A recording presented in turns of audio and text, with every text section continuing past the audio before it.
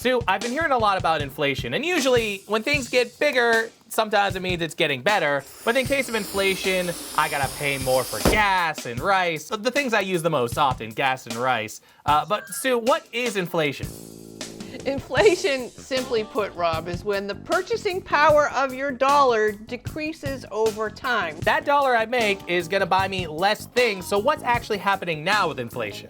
Very complicated because of this thing called COVID you may have heard of. Oh, yeah. It's really impacting the economic space. Prices are going up everywhere, and although wages are up, they're not keeping pace with the high prices. And what's more expensive? You mentioned it, everything. Food, electricity, clothes, rent. Prices climbed 7% year over year, which is the largest increase in the United States since June 1982. So not only is my gas and my rice more expensive, but Q-tips? I mean, socks? Other necessities that I need? I like clean ears and I like covered feet. Right now, why are we experiencing inflation? Let's go back in time together, Rod. Let's go back in time. How hopeful we were when we were coming out of COVID lockdown. We had that stimmy in our hand, that stimulus payment. Oh, yeah. And we started buying stuff. We started buying all sorts of things. And that was also the beginning of the supply chain issues. We also had labor shortages. All of that together, us wanting to buy more, things not coming on time, nobody to work, all pushed the prices up. And the rising prices didn't stop. Prices are also going up because, as I said, we're buying more. The economic picture is so complicated, and the economy is actually doing okay, some experts believe, considering that we're in a pandemic. And when you buy more, companies want to do what? They want to raise the prices so they can make more money. The beauty of capitalism, Sue. You know, that sweet, sweet green. What can we do as a nation to stop the inflation? You like that rhyme, by the way? I like it. One of the jobs of government, in this case, the Federal Reserve, their job is to keep inflation under control. And last year they said, hey, don't worry about this inflation. It's going to pass.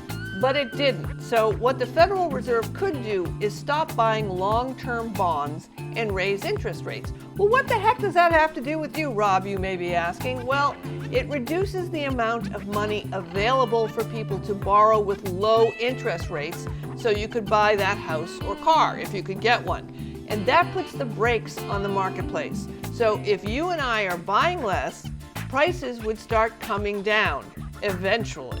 When you're in, let's say, a pandemic or you're in a state of inflation, it's hard to compare it to other times in history because I didn't exist. Weird to think I didn't exist back in the old times, the before times, you know, the 70s and the 60s.